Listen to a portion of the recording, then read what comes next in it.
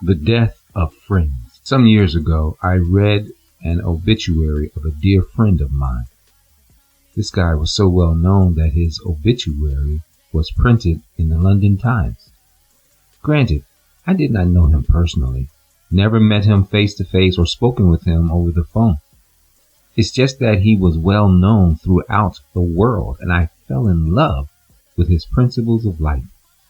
Everyone that knew him called him by his popular name, and some people would call out his name just to elicit a response. People would say things like, "That's only common sense." It saddens me that he is gone, and such a resource he was to the entire world. But now, I hear his distant relatives run the show nowadays. They kind of bougie and arrogant. I really do not like being around them. Usually that's not a problem for me because I understand everyone is different in their own way. But these four are a pain in the gluteus maximus. You need to wake up and make a move. I know my rights. I want it now. Someone else is to blame. I'm a victim. I can handle them because I always consider the source. But alas, I see Common Sense's cousin is declining, and he is declining exponentially. I do not know who was the oldest, but both of them have graced this earth for millennium. Ages have gone by, and Common Sense was everyday common sense. Whoever questioned when to come in out of the rain, or why the early bird gets the worm? We grew up knowing that life is not always fair, and maybe, just maybe, a situation might be my fault. Basic principles of life we live by.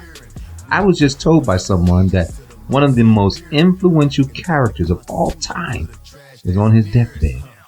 I was just thinking about him the other day, and this friend of mine said medical professionals wrote an article discrediting my friend's authenticity.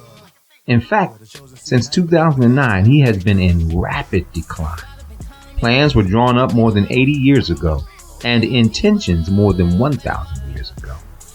Alfred Kinsey and John Money, psychopathic serial sexual predators. They are known as the fathers of the sexual revolution. Both Kinsey and Money were trailblazers in the sexual revolution and gender identity.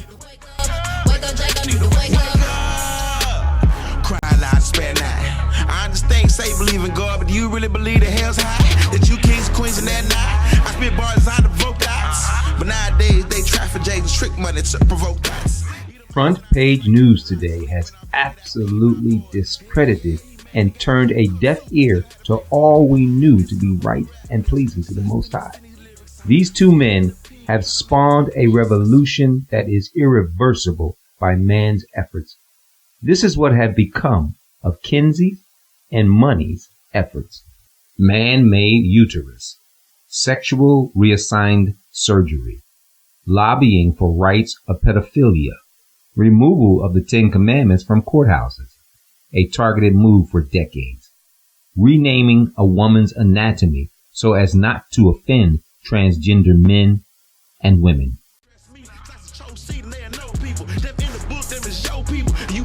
So we are people, not been charged to want my people a thief.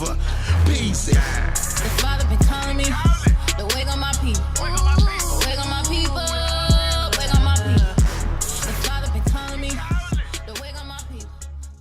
Now that Common Sense has died and his cousin is on his deathbed, what will we do when morality dies? I really hate to see him go because the world will be left without a compass or stabilizer. Common sense and morality held man together ever since the Most High formed man from the dust of the earth.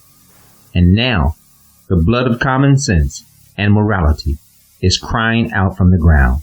As Elohim said, "What have you done? The voice of your brother's blood cries out to me from the ground." Bereshit chapter 4 verses 10, the book of Genesis.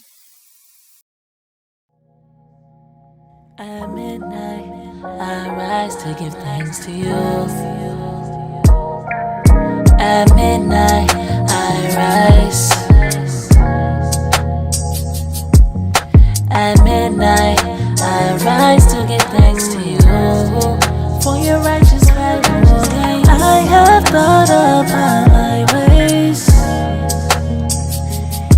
under my feet to your witnesses.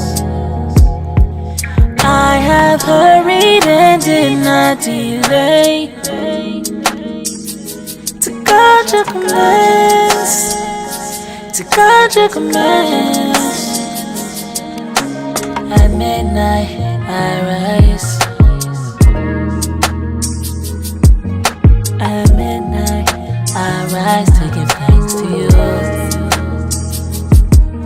At midnight I rise. At midnight I rise to give thanks to you. For your righteous right